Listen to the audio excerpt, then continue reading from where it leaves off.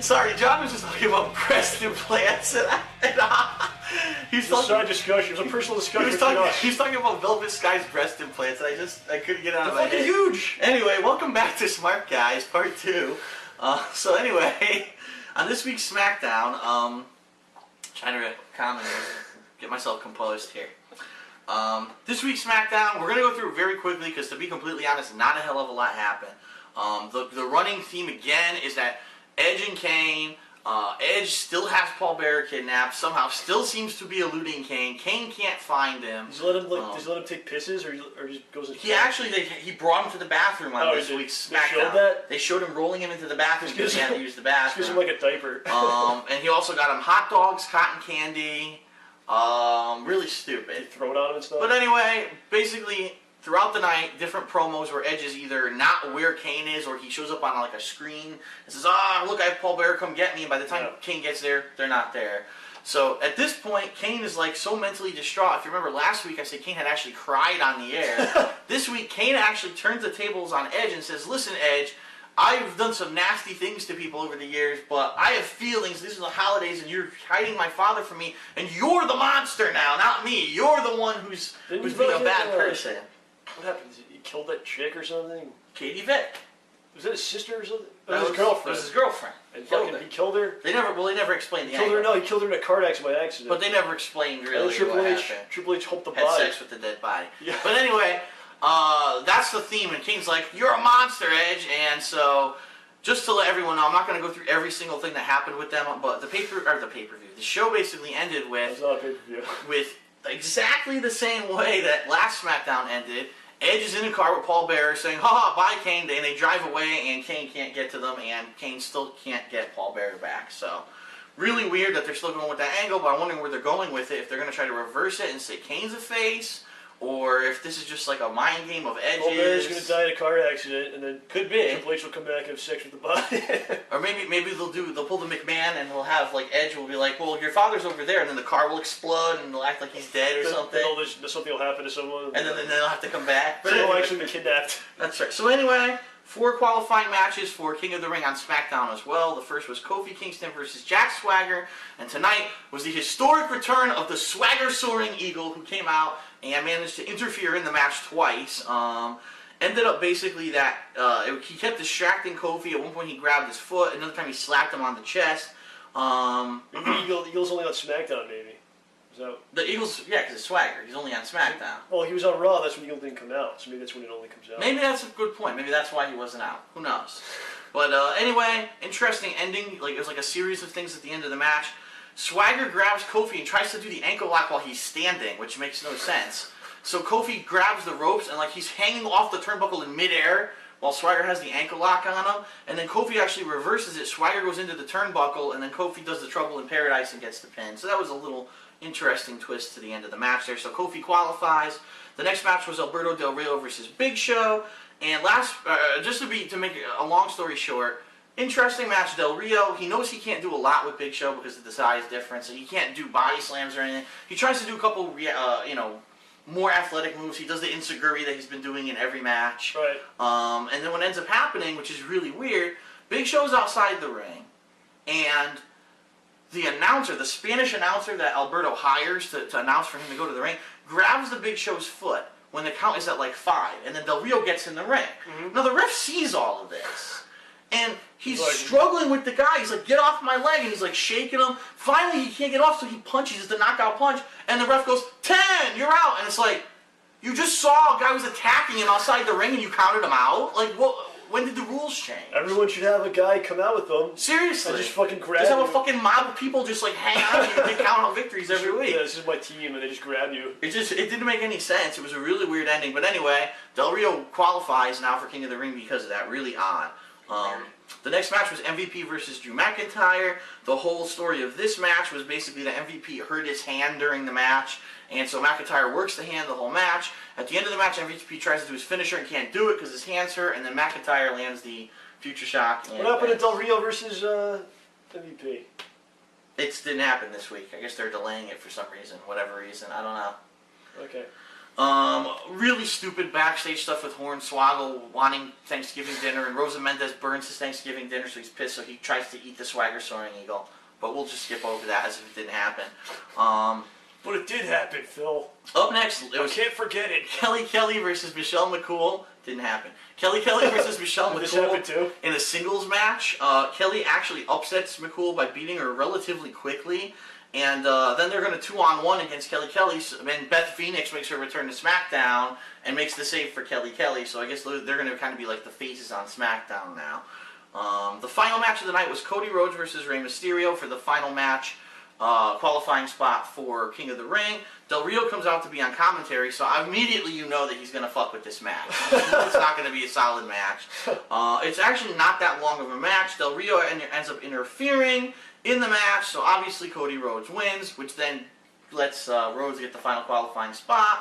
So now Mysterio's not even in King of the Ring, and it's like, okay, well, are they going to continue He doesn't care. the feud with Del Rio and Mysterio, or is it going to be MVP versus Del Rio? Big Show too. Or where's Big Show in this mix? It just seems like a big clusterfuck. All three of them are right just now. gonna like beat the crap out of him. You're gonna show up at his Mexican home and just fucking burn it. But anyway, so now at least we have our 8 for King of the Ring. It's basically Sheamus, Zeke, Daniel Bryan, and John Morrison from the Raw side. And then you have Kofi Kingston, Alberto Del Rio, Drew McIntyre, and Cody Rhodes from the SmackDown side. So. It's a good group. I like to see Daniel Bryan and like Sheamus or something.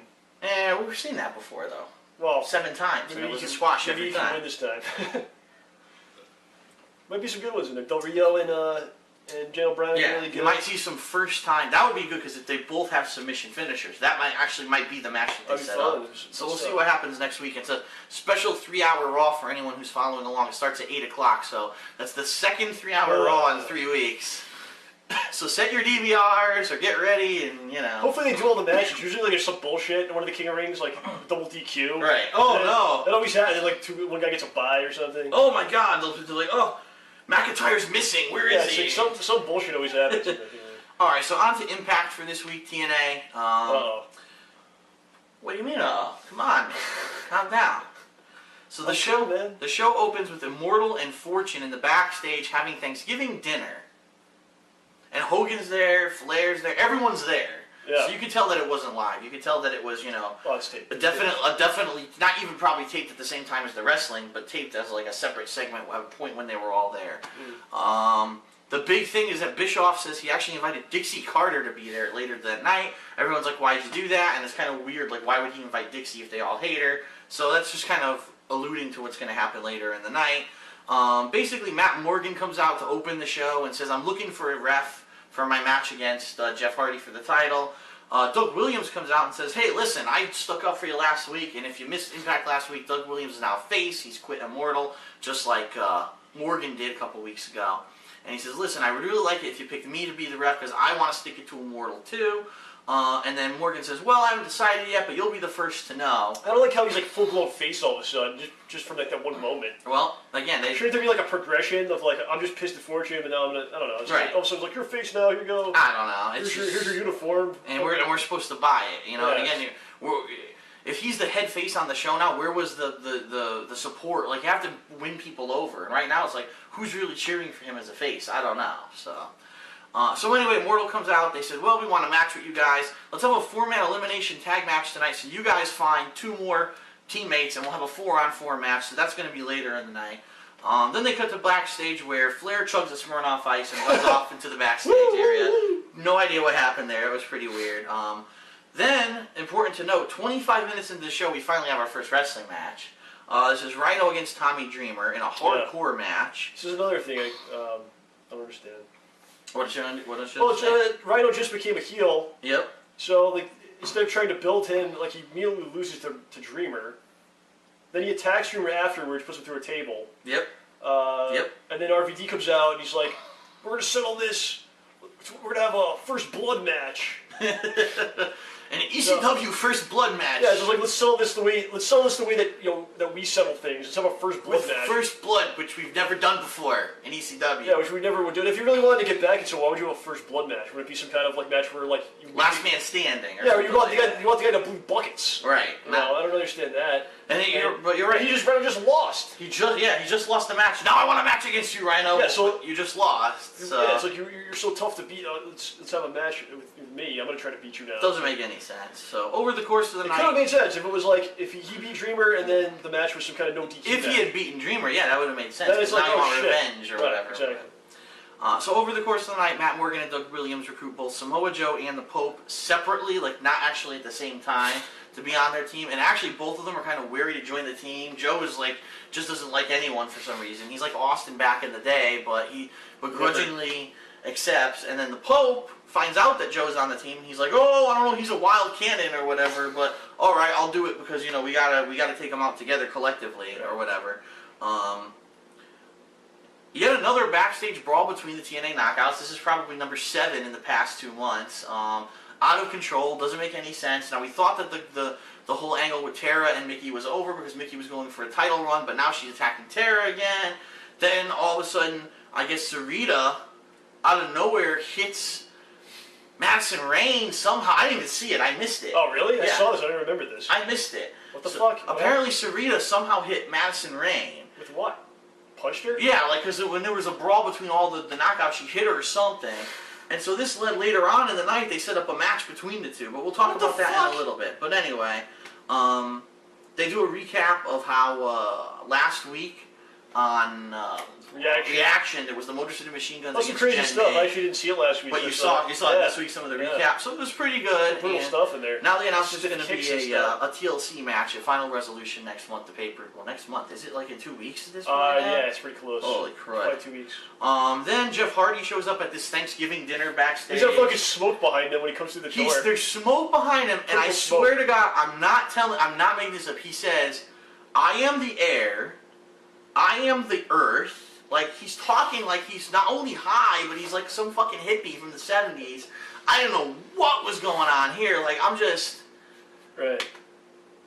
And especially... He goes, but I will eat. Especially, yeah, he says, but I will eat. Like, if you were an Immortal, or not Immortal, Fortune, wouldn't they, like, if this were real life... Wouldn't they make fun of him? Wouldn't they be like, what the fuck are you talking about? Yeah, the Fortune guys wouldn't get along with them. Yeah, it wouldn't make sense. They're like, wear suits and shit. They're like, who the fuck is this guy? Yeah, who's this fucking guy who just came in like stumbling in on drugs and he's fucking babbling about bullshit? It doesn't seem to make sense. I wouldn't like Abyss either, come to mention it. That was Abyss the whole night. He's sitting at the table with fucking Janice. He's slamming it on the kitchen table. Everyone's looking at him like, what are you doing, man? He's like, oh, I'm thankful for this fucking thing. So really weird. I don't know, really weird. Is fucking Rhino an Immortal too? Or is he just not a heel? No, I think he's just a heel. He's not officially an Immortal. It's like every heel's an Immortal except for like Robbie E. Who's in his own fucking stupid... That's true. Yeah. So then, as a result of that knockouts brawl in the backstage, Madison Rayne drags Earl Hebner to the ring and demands a match against Sarita immediately because Sarita hit her. Really weird. I didn't fucking notice that. And by the way, this is at the 10 p.m. mark, so we're 2 hours in and we only have 2 matches so far. Yeah. Ends up that it's a back and forth match. Sarita ends up winning the match with a sloppy pin, but I thought that Mickie James already had a title or was earning a title shot. She won the number 1 contendership last week against... So what the hell's going on with Sarita? It doesn't make any sense, like what they're doing with this angle. I forgot to mention fucking Winter, or whatever the fuck her name is, Katie Lee. Oh, God. When they were having that brawl, she came out and started screaming. Freaking one of those embarrassing moments. Yeah, defending Angelina Jolie. What the hell's her name? Angelina Love. Thank you, Angelina. Well, this was on Thanksgiving, so again, like I talked about a couple weeks ago, I'm watching this with some family in the house, and like they walk in when the fucking knockouts brawl, and like, it's like, oh my God, man. What are you watching, John? What the hell's this shit? What is this? Like I do a show about this, so I have to watch it. That's embarrassing.